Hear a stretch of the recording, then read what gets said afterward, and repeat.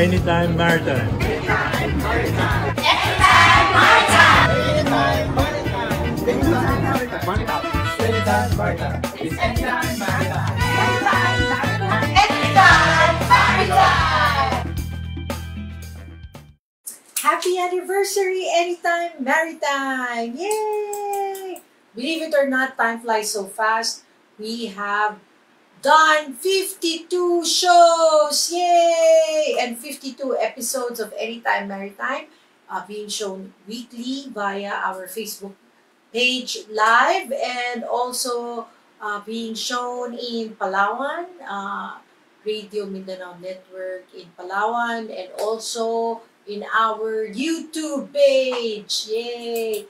And napakaganda pong balikan. Ano ba ang pinagsimulan ng Anytime Maritime? Bakit po ba namin ginawa ito? Well, kikwento ko lang po sa inyo. We started this because we realized that we need to increase the awareness of maritime to our fellow Filipinos, especially the young. When we thought of this, we thought of the young maritime students in many maritime schools who would need a resource to go to learn more about the industry.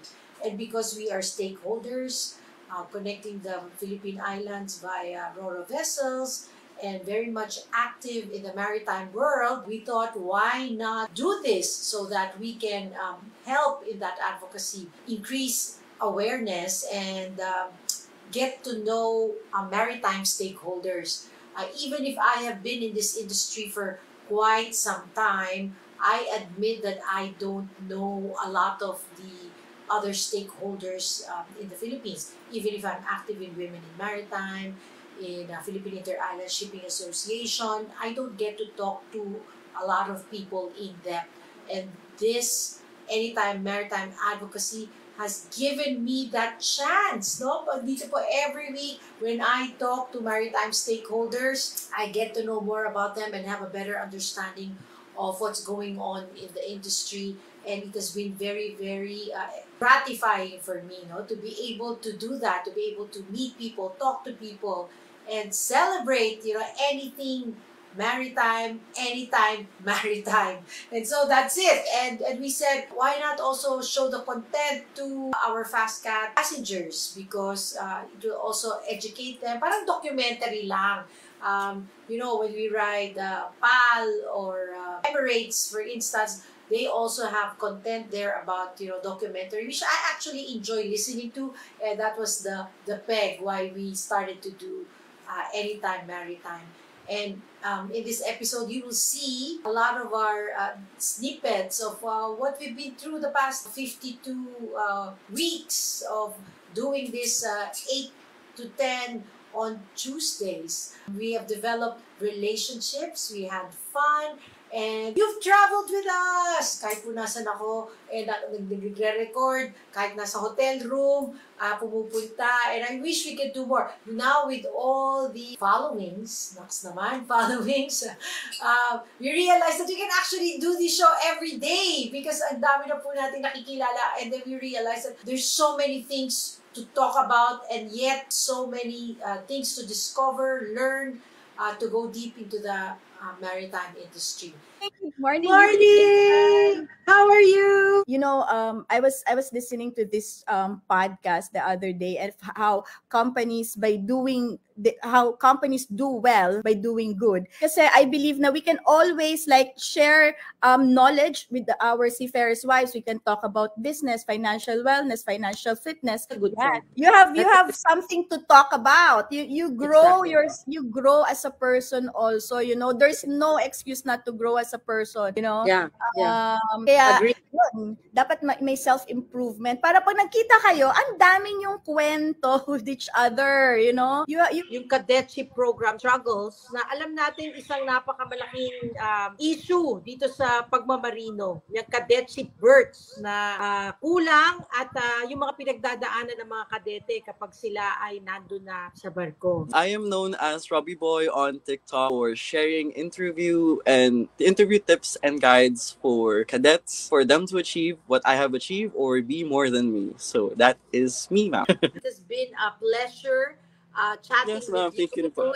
and hearing about your advocacy, your career, because in sharing your story, we affect a lot of people, inspire a lot of people, a lot of cadets who are aspiring to be maritime professional. Makikita, maririnig at lalabas tuwing araw ng Martes. Community of seafarers, why? And you see this really growing and continuing on. You have to realize that shipping is one of the most regulated industries, not just in the Philippines but in the world. Yung role ng maritime journalist in general at saka yung Anytime Maritime ay kapuri-puri dahil sa dapat nag-i-educate ito ng tinatawag na maritime consciousness sa mamamayan. Magkaroon sila ng appreciation. I would like to congratulate po this platform na maaring makapagbigay or maaring maging daan din sa ating mga seafarers, sa ating mga maritime stakeholders para magkaroon ng additional information. Inyong mga information na share sa amin that will really enlighten our listeners on Philippine National Maritime Group. Kami po ang nangangalaga ng onboard training dito sa mga fast cut vessels natin. Kami po ang nangangalaga po ng ating cadetship program na mga kadete, maritime students na sumasakay para sa kanilang cadetship dito sa fast cut vessels. We are a maritime and archipelagic nation. Archipelago, Siyempre, so congratulations with Anytime Maritime. It's a good program that could bring in the issues that we need to discuss. Tapos nilang manood at sumama sa atin, they come out better, better as a person. If you have unit pride that aligns everybody, you do everything for the unit, you do everything together. And also, goals should be clear. You cannot deny the fact that automation is here. We are looking at digital future, the decarbonization in the maritime industry. So ngayon po na I have became like meron po akong naipon na experiences and somehow I can help people. Why not help them? So doon po nag-start yun, and I really want to advocate for this cadets, this future faces of the maritime industry, ma'am. You have just to be yourself and you just have to use your skills para po maka-build ka ng audience, maka-build ka ng community na magfa-follow sa'yo, manonood sa'yo, and then na magsa-support sa'yo. For aspiring sa mga especially yung conversation and career journey, so mga nag-i-start and nag-i-umpisa na. So if you love success, kung gusto mo talaga ng success, embrace mo na yung mga failures. Because failures, siya yung nagpo-provide ng success. When you fail, you learn, then next time din mo na siya ulitin. So that's yun yung mag-focus ng success. You know, that I don't have an answer for that. Honestly, I don't have an answer for that. We have been proposing this framework. As I said, we have been proposing this framework for several years already, and it has not gained its momentum that government is able to change or is willing to change that framework. But I am appreciative of Ched's support that if we do that, we need research because, sabi nga nila, because the maritime educational framework was already this way since the 1950s. Since the 1950s, ito na yung framework nila. And to change that, it's almost like saying a change in government policy. A change in government policy. Now, to do that, you need, as I said, you need also research, you need consultation, you need to do lobbying, ganyan. Lobbying. Mag-a-attend ka sa mga, mga hearing, ganyan. Yes. O, madugo din pala. Maraming trabaho din. But, so, you are offering solutions already because you are already seeing the problem, the issues at hand. And therefore, the organization is really pushing for these changes to happen para mag-improve yung ating industriya. Yes. We have seen that already, and that's why the first goal of the first strategical goal of PAMI was to propose and create holistic educational programs that can directly address gainful employment in the maritime industry. That is our first strategic goal, and we have been proposing everywhere or anywhere. As we are given the opportunity to speak, we will present our proposals to the problem. Yeah, that's why thank you so much for joining us this morning in Anytime Maritime and really clarifying. You know, we are not, well, at least GM Alex, talagang professional journalist yan. Media man yan. Ako hindi. But I'm a maritime practitioner and therefore, I don't know the rules of, yung sa journalism and interview. It's really coming from the heart and passion for the industry. So you are proposing solution to this because you see the potential in the maritime industry. Yun bang 9 billion revenue na nanggagaling sa maritime industry? Nakikita mo pang may opportunity pang lumaki yan? Marami pa bang opportunity magkatrabaho, mag-abroad, maging parte ng pagkokonekta sa Pilipinas, other maritime jobs? And if we put the data together that you're saying, okay, may nag-aaral na 100,000 sa maritime, anong opportunity dyan? Hanggang anong capacity? Pangalawa, ang attrition rate mataas, so parang ang gumagraduate lang 20%. So if we do what you're saying, the possible solution, strategic approach, what are the numbers that you're trying to hit? What are the goals that you are setting for the industry? Yung changes. If and when we get support from government, what's the opportunity there? All right. Let me answer first your question number 2. If we're proposing this change in the curriculum, what will be the effect and what will be the employment rate? Look at this picture. If we are able to have this framework wherein the OBT is outside the curriculum, the student can graduate on time. Mm-hmm. When he graduates on time, having a college degree, he is already employable. Whether we admitted it or not, and in our context, in our industry, dito sa Pilipinas, kinakailangan college graduate ka. Kahit ay trabaho mo ay staff, clerk, kahera, or any meager position in organization, ang requirement BS degree. That we have to admit. Now, if they are a college graduate, like what I said, they have the opportunity to apply anywhere and everywhere kasi college graduate na sila. So the velocity to produce economic factors or economic contributors is faster. Hindi na sila maghihintay ng 5 to 10 years to become a college graduate. Immediately after 4 years, graduate na sila. So they can seek employment in the maritime industry, or kung ayaw nila, they can go to land-based maritime industry like port operations, maritime administration, or even insurance, finance. Yes, Insurance, logistics. Logistics sa banking sector, but focus on maritime. Yeah. Yes, they can do that. Now, what will be the percentage? Yung sabi nyo, well, it will become a reverse. What do we mean reverse? If we are graduating 20% right now, or 20,000 for that matter, and why only 20%? It's because of the delay, because of the bottleneck na sinasabi ko kanina. But because they are graduates already, yung sinasabi kong kaninang velocity of producing graduates or gainful employed, magre-reverse. So ang gagraduate sa amin ngayon ng mga 80% na.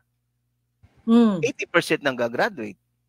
So it will reverse. And all of this 80% will become again, they have the opportunity to enter the maritime workforce or any workforce for that matter. Kasi college graduate na sila. They are considered college graduate. Now, and that's how we see it.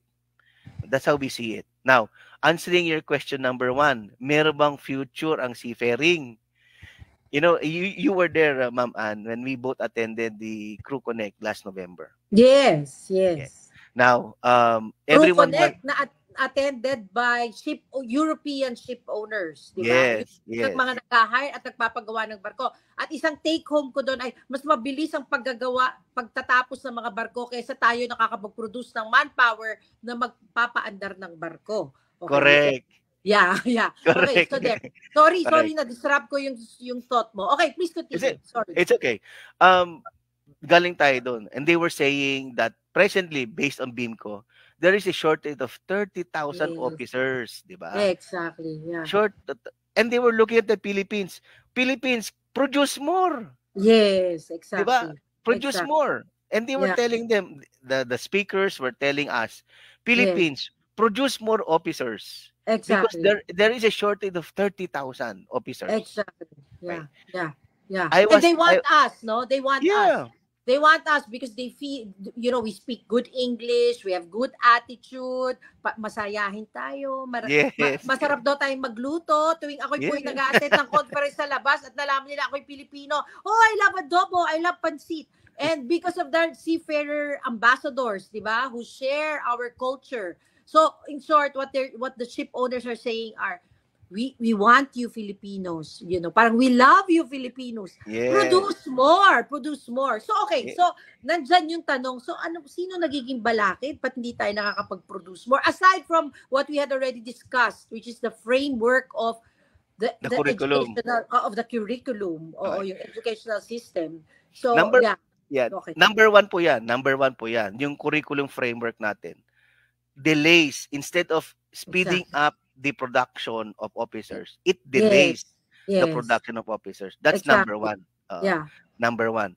Eto, number two, bakit hindi tayo mabilis makapag-produce? This is coming from the seafarers. Okay? This is coming from the seafarers.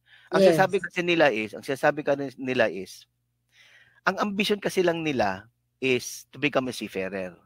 Yes. Kahit yan ay rating, kahit yan ay officer, basta seafarers. No? So, it's a mindset. Because you're already earning somewhere around $1,000 or more as a rating. Happy na. Yes. Happy na. Bagay, malaking pera na rin yun, di ba? 1,000. Yes. Happy na yon. So, nakakalimutan na maging officer. Okay. Okay, so mindset. Mindset yun. Okay. Another thing there, and this is a survey that we conducted sa PAMI, kung bakit na-delay. Another issue there, number 3 issue. And I think all the seafarers can relate to this, no? Gusto ko lang masabi na I'm not a seafarer, no? My family, educator. Yes. Yeah, my family are seafarers, educators, but ako personally, I'm not a seafarer. Ito po ang kwento nila. And I just want to be honest about this so that government is aware. Unang-una, sabi nga nila, pag ang seafarer or ang seaman nag-file ng mga requirements para doon sa trabaho, ganito kakapal daw na requirement. Folder ang dala-dala nila on board. Ganyan kakapal daw. Yan yung mga training certificates, mga seaman's book. Yes. Ano pa? Training na okay. Ganon kakapal daw. While in other countries, ganito ka lang kanipis lang.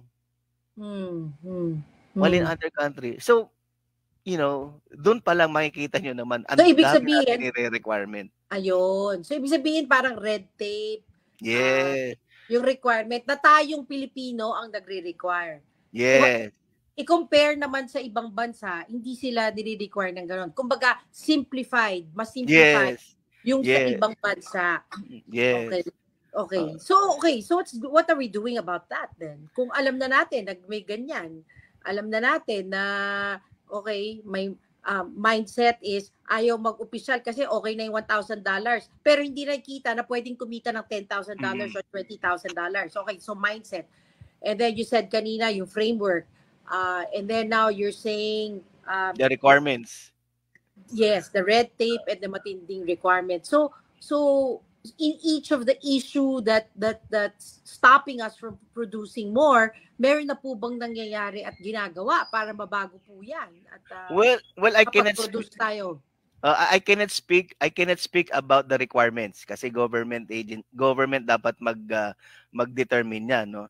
I cannot speak for that. And we are just lobbying and making them aware that there's an issue like this. Okay. But for the educational framework and the mindset, Yan. Yeah. PAMI is doing something about it. That's why, Ma'am Ann, remember in our last discussion, sabi ko, let's collab.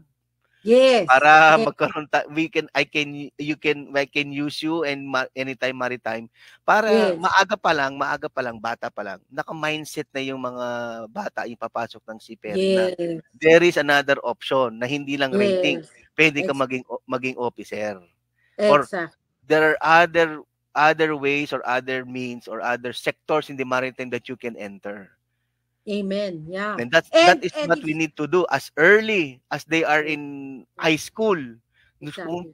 Kung saan pa lang sila nag-iisip kung anong magiging career nila. Actually, sir, dun sa ating Crew Connect conference last November, I heard some presentation saying that elementary pa lang, di ba? Maliliit pa lang sila, nag-create na sila ng activities so that maritime awareness is already elevated. Example that was raised there is isang ship na naglalayag sa buong mundo, outreach nila na mag-reach out sa isang public school, sa isang probinsya, and then they do correspondence, pinapadala yung mga bata ng libro, at kinikwentuhan kung ano ginagawa nila sa barko, kung ano yung mga bayan na pinupuntahan nila, so that magkaroon lang ng awareness tong mga bata na parang, okay, ganun pala ang ibig sabihin ng pagbabarko, nasa barko, seafarer, and therefore, maybe because of that, we introduced maritime to them, they will be inspired to take on a maritime career, no? So hindi lang talaga sa high school, as early as elementary, even preschool pwede na. Yeah. So align tayo dyan, sir, kaya tayo may Anytime Maritime talaga. Align tayo dyan. So I'm glad this is one way that you see solving the issues at hand, no? Because if we do that, if we do this, all of this, then we become a stronger maritime nation. And we don't lose our status as the manning capital of the world. Agree ba? Tama ba? Agree. We have to start them young, di ba? Di ba sa Japan may saying, mayroon dong quote sa Japan. If your father is a carpenter, you are a carpenter. Yeah. Di ba? Because children, no, and parents, whether conscious or not, the parents kasi model whatever they're doing as young as the children are. And the children see this. As young as they are, they see this, that their father is modeling this. He is a carpenter, he is a seafarer. So that's why they mold in their minds that I will become like my father also. So that is the psyche that we need to capture. During that time, we need to get into that. Tamang sinabi nyo yung sa Crew Connect, as early as possible, they should already be aware of this career. Kasi nga, it's a developing mindset, and it cannot just be because because sabi ni tatay, sabi niya noon, ito maging seaman ako. But the modeling starts as young as they are. Nasa elementary pa lang yan. Kaya tama-tama, if we can bring that program down to that level, I'm sure 10 years from now, it can resolve also this issue. Nothing happens in one day. No? Rome wasn't built in a day. Exactly. Yeah. It takes time. Pero sana magtulong-tulong tayo, yung industriya, the maritime stakeholders, magtulong-tulong tayo para mas mapabilis natin yung mga resulta na gusto nating marating, no? Yung masolve yung mga issues, and therefore makapag-produce tayo, and then revenue yan para sa ating bayan. For all those in the maritime industry, I'm not saying it's only for maritime education and training. Marami rin yan mga sektoro na may epektuhan diyan, no? Hindi lang manning crewing, hindi lang kayo na may mga roro, but of course it also affects the families of the seafarers. Exactly. Or no, even all other industries, no? Kasi, I was going to that. Kasi katulad nun. I will just take an example from my school, no? Tinatanong ko sa kanila, anong other investment mo? You need to diversify. So tinuturo namin sa mga estudyante namin yon. Exactly. To diversify. So anong business nyo ngayon? Tinatanong namin. Karamihan nagtatayo sari-sari store. Yeah. Syempre that's another industry, di ba? That's Exactly. another industry. Yeah, yeah. Yung So iba, the ripple effect of the maritime industry, di ba? So in our case, nakita namin na nag-improve ang isang bayan because nagkaroon ng barko na nag-connect sa ibang isla. Example po, yung Mindoro to Katiklan. So my husband, okay, modesty aside po, our company or my husband holds the bragging right of connecting the first ship ever that connected Rojas Mindoro to Katiklan na Western Visayas, di ba? And we had over in our house the governor and the mayor of some of the towns in Katiklan, hindi lang Katiklan, Aklan. And they were telling us na, alam mo, grabe ang improvement na ginawa niyang pagkakonekta na yan. Naggumanda kalye, nagkaroon ng mga mercury drug, mga mang-inasal, Jollibee, yung dating wala because of the RORO network, the Strong Republic Nautical Highway. Nag-improve ang kabuhayan, nagmahal ang real estate, SAR. Yung dating 5 pesos per square meter, naging 5,000 na po. So, you know, the ripple effect and the exponential impact is just so great. So, can you imagine, pagka po nakapag-produce tayo ng mas madaming marino or maritime workers, we changed the word na nga, hindi na seafarers, no? Maritime workers. And I know PTC changed the name na nga sa Global Maritime Professionals. Yun na po, in the way of, you know, elevating seafarers para po, kahit na nasabi mo kanina, Zar, na anak sila ng mga mangingisda or yung nasa laylayan ng lipunan. But because they got themselves educated, they worked abroad, they earned those TIC licenses and trainings, global maritime professionals na sila, di ba? Elevated ang structure. Okay, so babalik po ako doon sa tanong ko. So you are saying that there's a big, vast opportunity in the maritime industry, exciting times. If we put our act together and synergize, the opportunity is very, very big. And then down the line, the ripple effect, yung dollars na kinikita nila, pag dinala nila dito, they can buy real estate, they can go into farming, they can put bed and breakfast, they can build their own ships. Alam mo, pag iniimbita nyo akong maging commencement exercise speaker, kagaya sa school ninyo, pag kinakamayan ko sila ng congratulations, I tell them, ship owner pwede ka maging ship owner. Diba? Diba? Kasi alam natin na merong ng rule ngayon na if you phase out ang wooden hull boats, so kung merong angkas, ganyan, sa lupa, merong ano ba yun? Uber sa lupa or Grab taxi, may gano'n ba? Grab taxi, dapat meron na rin Grab sa dagat, 'di ba? So kung isla sila, pwedeng sila magtayo ng kanilang taxi service, pero taxi on the boat, on the water, right? Because yun yung pinag-aralan nila, and therefore it will just elevate the way we do water transportation. Pwede silang maging owner ng barko, 'di ba? Barko or boat or boat. Kahit hindi ship muna, boat pwede. Tourism sa mga resort, 'di ba? Pwede because we are 7,641 islands and therefore ang dami pong isla na pwedeng i-connect at ang mga nag-aaral ng maritime pwedeng gawin 'yan. Tama. That is true. We can the maritime industry, if I may go back if I may go back to your earlier discussion about putting up the RORO. I remember during the time, and I was an audience during the time that former President Gloria Macapagal launched the Maritime Highway. Yes, I was an audience in that event, and sinabi nga niya, which stuck to my mind, kasi sabi nga niya, the Maritime Highway, the boats, the ships, do not only connect lives, but also connect commerce, industry, and economy. And yung sinasabi mo nga na hindi lang tao na tinatransport, naging cargo, kaya nagkaroon ng Jollibee, at tumaas ang real estate.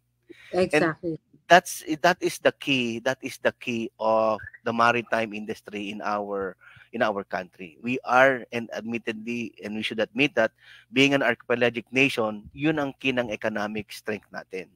Exactly. That we Actually, can traverse, that we can exactly. move around. Sir, kilala mo ba si Attorney J. Batong Bakal sa Yeah. UP? Di ba? UP Maritime Institute.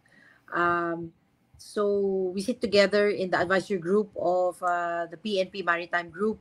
And in one of the events, he said nga, we are a maritime nation. We should start acting like one. That's You right. know, start acting like one. You know, let's change the way we look at things and now put maritime in the forefront. And balikan natin dun sa ating Crew Connect conference, 'di ba? Ang sabi doon, the whole global maritime industry wants to really create that conversation, and they set goals. They said, Yes. like, tama ba tanda ko, 1.2 billion conversations. So whether it's like this that we're talking about maritime, whether it's in TikTok, whether it's getting the seafarers to elevate their awareness, or going down to preschools on, you know, again, increasing awareness on maritime. Yes. It must be done. And last week I was with one of the heads of PTC. Nakasamahan ko sa Women in Maritime, and they said they created a program called Look Around. So example daw, o sa mga nanonood po sa atin, tumingin nga po kayo sa paligid ninyo. Tingnan ninyo ang inyong kapaligiran. Tingnan nyo lahat ng nakikita ninyo. Tapos isipin ninyo, ilan bang parte dito ang gumamit ng pagbabarko? Gumamit ba ng pagbabarko yan? So example, ito pong aking tasa na ito. Gumamit kaya ng pagbabarko to? Sumakay kaya sa barko ito? May shipping portion ba dito? And you know, every time I ask everyone here, you know, in the office, I would ask, and they said, siguro 90% ito gumamit ng pagbabarko, di ba? Hindi ito nakarating lang bigla dito. Yes. Therefore, kung dumating siya doon, napakahalagang industriya ang pagbabarko. Ang maritime. So okay, question, Sir, in your opinion, kung ganun tayo kahalaga, ang maritime industry ganun kahalaga, bakit parang kulang nga tayo sa pansin? Bakit parang kulang tayo? Lagi ko sinasabi yan, parang kulang sa pansin. Okay, bakit nga ba? Sa tingin mo, in your humble opinion, bakit kulang tayo sa pansin? Well, actually, I don't have a square answer to that, round peg of I don't have a answer. I do not have an answer to that. But what I can say, and maybe my own 2 cents about this issue, kung bakit hindi tayo napapansin. Because for things that you got used to at nasanay ka, you take things for granted. Exactly. Katulad sinabi nyo kanina, itong tasa na to. Paano ba nakapunta dito sa Pilipinas? Because we got used to it, hindi natin binibigyan ng pansin. The mere, katulad sinabi mo, every time we turn on a bulb, turn on a light, ang nagdala ng fuel para sa generator, or ang nagdala ng pyesa para sa electricity, ay dumaan rin sa maritima, dumaan rin sa barko yan. Dinala yan galing sa China, galing sa Japan, or Thailand. Dinala dito yan. But because we do not appreciate, we do not look at it that way, we lack that appreciation. Kaya we are taken for granted. It only becomes a news pag merong mga balita bad news. Yes. Pag bad news, pag may lumubog, may piracy, may oil spill, gano'n. Tama. Yeah. So, sabihin, meron din tayong pagkukulang dyan. Kulang tayo sa pag-share ng mga magagandang balita na nangyayari sa ating industriya. Feeling ko lang. Yeah. So we have a hand. We have a hand in doing this. That's why we have to I forgot what book I read this. Nasasabi, we always have to celebrate even the smallest achievement. Exactly. Yeah. And if once we celebrate the smallest achievement, we also get awareness. Katulad sinasabi ng PTC that look around. Yes, look around. So every time that becomes a subconscious matter or subconscious undertaking, na nabi-bring out natin, naging aware yung mga tao. But, come to think about it, and I think you can relate to this. At palaging sinasabi ng lolo ko to sa akin noon, na pag punta ka sa probinsya at nakita kang bahay na gawa sa semento, malamang siman yan. Exactly. Lagyan pa ng helm, di ba? Lagyan ng may kita nila, meron gano'n. May angkla, may Oo, may angkla, may Oo. propeller. May propeller. Yan. Talagang maritime na maritime. And that house is building a community by itself, no? Kasi inuutangan. Hindi lang 'yon. Pag ako naging seaman, 'di ba? Pag ako naging seaman, ang unang-unang gagawin, babayad ako ng utang. Okay. 'Di ba? O kaya pag-aaralin ko mga kapatid ko. Yeah. Di ba, and others, magkakaroon ako ng sari-sari store or whatsoever. Yeah. So it's building a community by itself. Yeah. It's building a community by itself. Yeah. And whether we believe it or not, I would like to believe that every family, every Filipino family, there is a one seafarer. Amen. Yeah. There's a one seafarer. We just need to, I don't know if it's correct, to campaign or maybe make that awareness higher para palagi tayong consciously na sinasabi natin nakakatulong ang maritima sa atin. Amen. Yeah. Actually po, kaya natin create itong movement and advocacy of Anytime Maritime to address that, because I too have my frustrations in the industry, and I said, you know what? I'm tired of complaining. I'm tired of, complaining about what others are not doing, whether it's government or whether, it's the banks, or whether it's the insurance. But you know what? I'll be part of the solution. That was my resolve. And kagaya po ng sinabi ko sa inyo kanina, hindi naman po ako trained na maging media or maging journalist, but nilakasan po natin ang loob natin na, jump into this so that we can increase awareness. And hopefully we can synergize and make our industry have one solid, loud voice, so that mapansin tayo at makuha natin yung suporta na gusto natin. Alam mo ba, Sar, umabot ako sa punto na kaibigan namin si Coco Martin. Naging kaibigan namin. Alam ba, kaya kwento ko sa inyo paano ko naging kaibigan si Coco Martin, kasi nag-shooting sa barko natin para dun sa probinsyano. Yeah. Well, nakilala ko siya sa office ni Governor Alvarez before that. And then, yan, yung kasama natin sa training, si Russell comes to my office and says, boss, mag-shooting daw po probinsyano sa atin dun sa barko namin sa Navotas. And I said, pero naghindi daw yung kapitan namin, Sar. Naghindi daw. And I said, bakit? Sabi niya, kasi may barilan daw. And masama daw sa barko. Blanks naman yon, yung baril na yung ginagamit nilang bala, blanks naman. So I said, ako'y tatawagan ko si kapitan. I said, Kap, nag-no ka daw. Sabi niya, kasi it's not safe. I said, blanks naman yon, Kap. And Kap, sabi ko, dahil si Coco Martin yon, mag-yes ka. Mag-yes tayo. Because we wanted awareness. This was already part of us saying we wanted awareness. To the point that I talked to Coco Martin. I said, Coco, nabalitaan ko, tumaas ang pumapasok sa kapulisan because of your show, Probinsyano. Can you create a show about seafarers para tumaas din ang awareness about pagbabarko? Yung ganyan. Doon umabot ako sa ganyang punto, alam mo ba yan? Para lang i-promote at increase ang awareness. But okay, I'm not there yet, but can I just tell you, para relevant, kinakarir ko ang panonood ng MMFF movies, ha? Out of the 10, Alex, nagbabounce pa rin. Out of the 10, nakalima na po ako. Okay, and yung the best picture, which is Firefly, starring Alessandra De Rossi, may ferry doon. Para makakita sa kanyang isla, best picture yon. In fairness, kung di mo pa napapanood, Sar, ang ganda, panoorin mo dahil talagang nakakahantig ng puso at damdamin. But anyway, my point is, pinakita doon ng ating bayan, ang isla, and gumamit ng ferry service. So again, may pagbabarko na naman doon. Yeah. Anyway, yeah, Sar, dito sa ating Anytime Maritime, syempre, merong participation ng ating audience at nakakatanggap na ako ng questions na pwede ko bang basahin. Jim, Alex, sure. I'm sorry about the bouncing back, that has to be solved, but nakita ko po yung text sa atin sa Anytime Maritime page. Okay, sabi po dito, considering na tapos na sa BICAM, may chance po ba na ma-amend yan, lalo na sa mga MHEIS na sinasabi mo, Sir Sar? At sabi ni Sir Alex, mahaba daw experience niya sa paggagawa ng batas at makakatulong daw siya sa atin. Yay!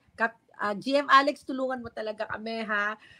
Ayan si GM Alex, kahabnab niyan, puro mga congressman at mga senator. Ex-mayor ata. Tama ba ako? Ex-mayor, ex-vice mayor. Si GM Alex na may master's PhD on, master's in public management. And may PhD pa sa journalism. So sige, GM Alex, we're gonna count on you to help this issue on the removal of the education and training portion in the Magna Carta of Seafarers. Okay, ito pa, isang phone-in question, Sir Sar. Shortage ng officer, pero may overproduction sa ratings. So paano po ba ma-accelerate ang pagiging opisyal at ma-encourage sila, yung mindset? Ano pong mga ginagawa na action? O yan po, may iba pa pong question dito. Okay, sir. Wait, number one question, mababago pa ba yung batas? Actually, marami nga po nagsasabi sa amin that very slim chance.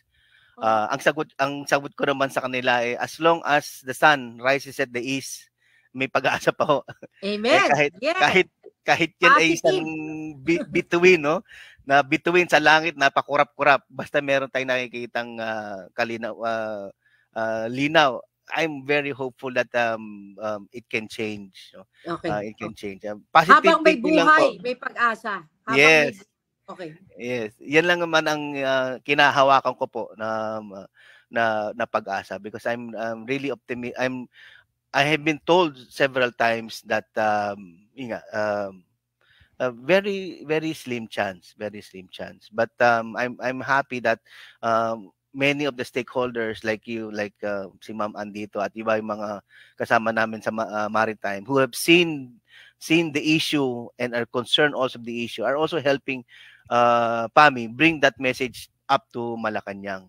And I hope that our officers in Malacanang do listen to us, because kung ano talaga ang magiging kasi epekto nito will be a permanent and lasting damage to our economy. Exactly. And I hope they see that. Okay. Yeah. Tungkol doon sa number 2 rating, number 2 question, we have a oversupply of rating. What are we doing? PAMI, and in the curriculum of we are using right now, there's a program called a career path or career programming. That is where we monitor our graduates na tumuloy ng rating. No? From rating to tumuloy ng officers. Yeah. Oo. Ang nagiging problema talaga doon is yung bottleneck na sinasabi ko kanina, na tumatagal sila sa rating, no? I think if I may say, during the EMSA audit, nakita nga nila na it took 10 years for one graduate, one student. It took him 10 years to become a seafarer. Oo. It's because of the framework. Yun ang kinakailangan natin baguhin. Kasi kung yung framework na yun mababago, mabibilis talaga yung natin, pag-produce natin ng graduates at pag-produce ng officers. Kasi it's really the bottleneck. But presently, in our present situation right now, what are we trying to do?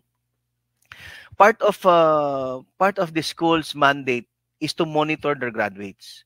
Kasama rin po sa PSG ng binigay po ng CHED yan, is to monitor their graduates. And each maritime school is required to monitor their graduates kung nasan na sila, at ano yung career nila. And it's also part of that guidelines, standard guidelines, is to encourage them to finish their BS degree and become officers. So you're saying you are addressing the issue through career pathing, mentoring, coaching, so that you encourage them to become officers. Yes. Yeah, and to make solve them the present issue. Okay. Isa ako dun sa nagtatanong, kagaya ito yung unang kwento mo kanina about tayo sa atin big deal ang BS, kailangan graduate ng 4-year course. And we are offering a course na 2-year associate para maging rating. Now, I actually asked the same question to Captain Enrile, di ba? Captain Enrile, PTC, Angkla, and I said, Captain Enrile, why will I hire a 2-year graduate when I can hire a 4-year bachelor's degree graduate for the same price? I mean, coming from the point of view of a practitioner or employer in the domestic trade. O sige, so what's your take on that? In relation to what you were discussing earlier. O ba't nga naman, ito 2-year course, ito 4-year course, pero pareho lang naman ang minimum wage. When I hire this person, ganun din naman ang bayad ko. Eh dito na ako sa 4-year course. So okay, what's your take on that, sir? Well, ganito, it's a Filipino mindset deep in our culture. When I say deep in our culture, we were brought up as young as we are na kung gusto mo umunlad, kung gusto mo yumaman, dapat college graduate ka. Bata pa tayo, yun na ang sinasabi ng mga magulang natin. Yeah. And the industry was made to that framework na dapat kahit secretary ka, kasyera ka, or nasa information desk ka, dapat college graduate ka. So the industry adopted that cultural mindset. That cultural mindset.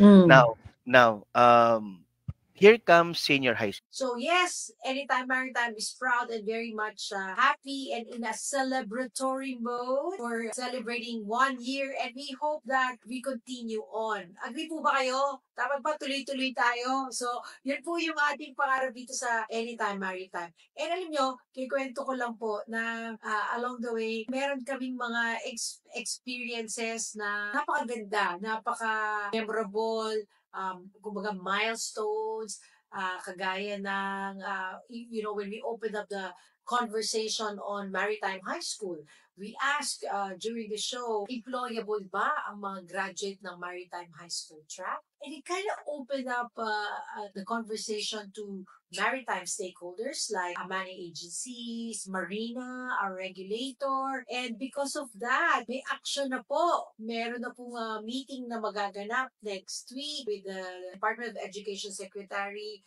Angara, wherein we will present, the possibility of improving the current curriculum and expanding it so that we have a lot more, workers for the maritime industry. And also because I realize that there's a lot of potential for the maritime industry. I always kid about having a PhD in attending conferences.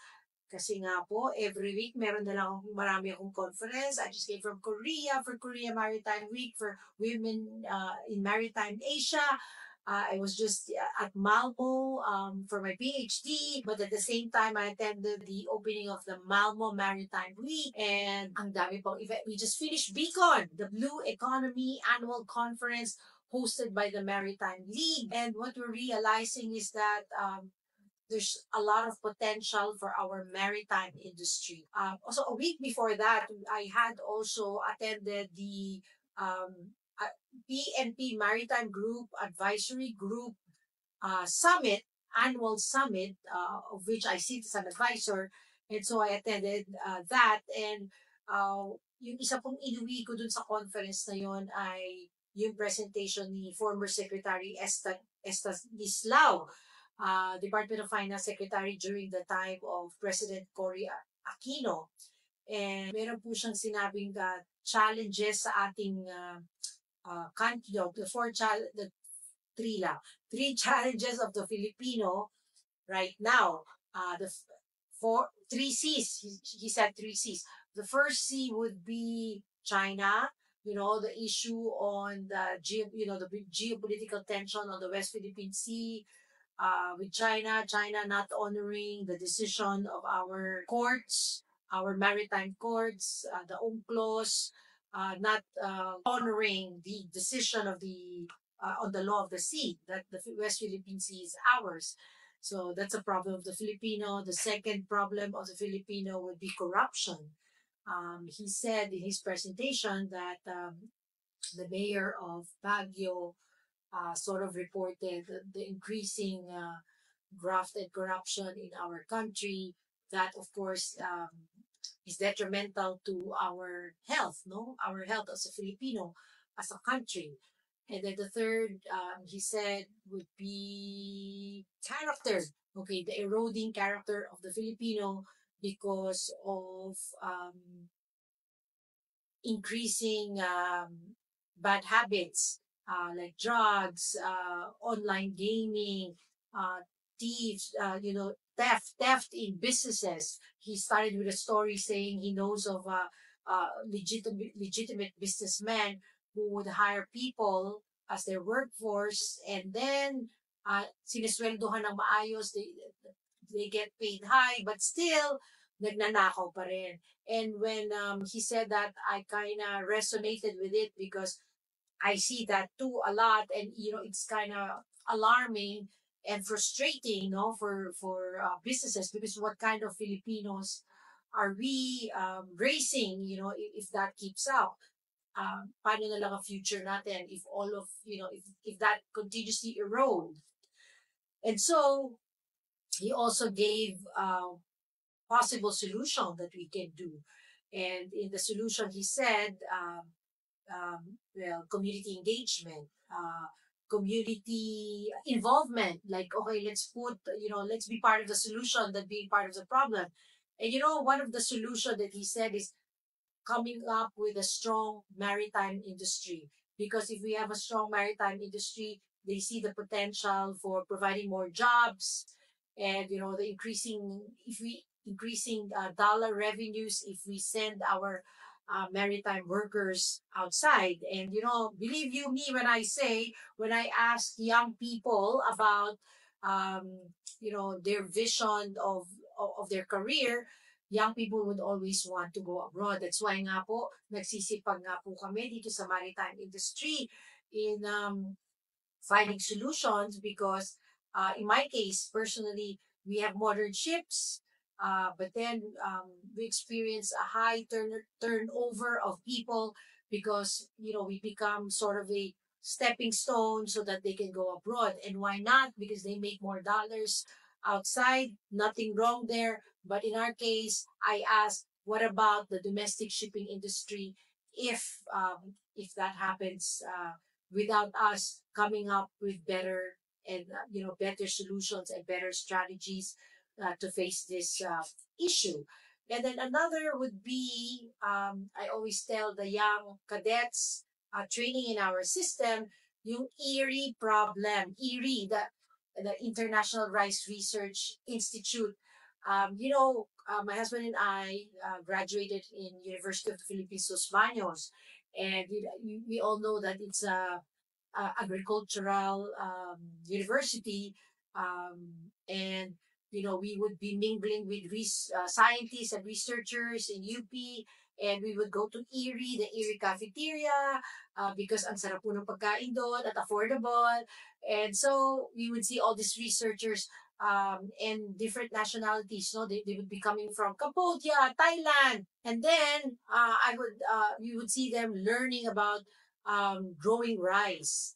And now, nasa na po ang Pilipinas? Hindi po ba tayo na yung nag-i-import sa kanila? Sila na po ang nakakuha ng teknolohiya, nag-aral dito, and technology to grow rice, such that now we import rice from their country.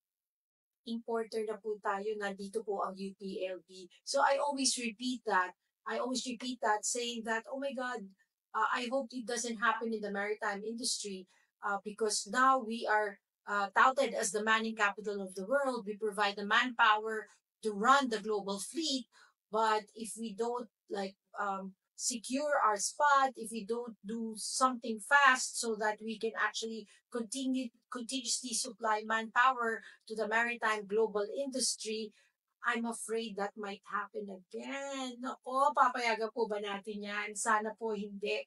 Sana po wag. And okay, how can we avert that? Well, of course, it's to strengthen our educational system. That's why na nga po we are approaching our Department of Education Secretary to help us push for some amendments and improvements in the current maritime track, that is more adaptable, more responsive to the needs of the maritime industry now. So, because of Anytime Maritime, isa po yung bunga nitong ating conversation na nangyayari, na nagkakaroon na ng aksyon. At yan po yung isang kinatutuwa ko. So, kumbaga, hindi po nasayang ang ating 52 weeks of conversation here in Anytime Maritime because we are actually having concrete results. And so, kami po dito na nagsimula, na kami-kami lang naman, wala kaming budget. So, kami-kami lang with our small team of the marketing team of FastCat, mga young people na sumasama sa ating adhikain na palakasin ng industriya maritima. Nagsisipag po silang nakiki-cover ng mga maritime events. Kasama po ang ating mga kaibigan sa Maritime Journalists Association of the Philippines. Shout out specifically to Carmelo Villar who helped me think of this term, Anytime Maritime, because in the beginning, I was just saying, can it be anything maritime? And then sabi niya sa akin, ma'am, balikan kita, mag-iisip ako. So in my head, it was anything. Let's talk about anything maritime. That was what I pitched. And then she came up with a better term, which is now Anytime Maritime. And ayan na nga po. And I think Carmela is right, no? Parang mas may tunog yung Anytime Maritime and mas natatandaan. So itong young team natin na pumupunta po sa mga maritime events, especially in MAAP or PMMA, pag nakita sila ng mga kadete, sumisigaw na rin yung mga kadete ng Anytime Maritime! Yay! So thank you, Carmela, for giving that Anytime Maritime, very catchy title of our advocacy. And definitely in the coming years, in the coming year na 2025, we are definitely coming up with more ideas and better ideas here, getting the conversation going. And I hope we can report to you, metrics that will show the impact of Anytime Maritime. But definitely, when we celebrate on Friday over dinner, kasama po natin ang mga maritime stakeholders. I wish pwede ko kayo invite lahat. So, mama, pero invited kayo. When you watch this and you're part of the conversation, ayan, invited kayo. But of course, we want to celebrate it in a formal way via dinner with all our previous guests in the show. And we will invite a speaker. And again, tuloy-tuloy ang conversation at papalalimin pa natin ang conversation. At alam niyo po, ang isa pong magandang naging bunga po nitong Anytime Maritime is now in the maritime industry, we feel that we are closer and we are supportive of each other. So when we see each other in conventions, in events, parang familiar face, nagtutulungan, hindi po fragmented. We don't really look at each other as direct competition. And why is that important? It's important because if we come together, we are stronger together, we collaborate, and if we do that, ang balik po ay nasa ating industriya maritima na naman. So that's why we always say, for a stronger Philippine maritime industry, for a global maritime industry, especially because Manning capital world nga Manning capital of the world nga po tayo, hindi ba? At tayo po ay binubuo ng napapabalutan ng karagatan. So definitely an archipelagic nation like us should really have a change in mindset and look at maritime as really an important industry that has a lot of potential. There's this big talk on the blue economy and how we must strengthen it. And, we're a part of it. Blue economy, it's for everyone. So, papalalimin po natin ito. Promise over the years, and promise manood naman kayo at makinig. But on on Friday, when we have our anniversary dinner, we will have speakers sharing their testimonials on the impact of Anytime Maritime and what how it helped them as a student, as a journalist, as a maritime worker, as a stakeholder in the maritime industry. So I really, really want to thank you for being part of the conversation. Please do continue to watch us and please do continue to be part of the conversation. Yeah. We want to know more about you, what your thoughts are. You can always write us in our Anytime Maritime page and we will strive to get back to you. Kasama po ang buong team ng FastCat na tumutulong po dito sa advocacy na to. Yan po ay papansinin namin. So, with that, happy anniversary to us! Kakanta ba tayo? Happy anniversary to us! Happy anniversary to us!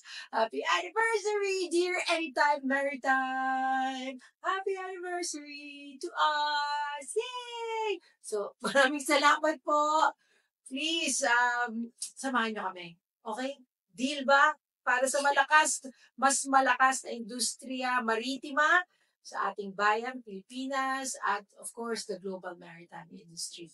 Tandaan, anytime, maritime!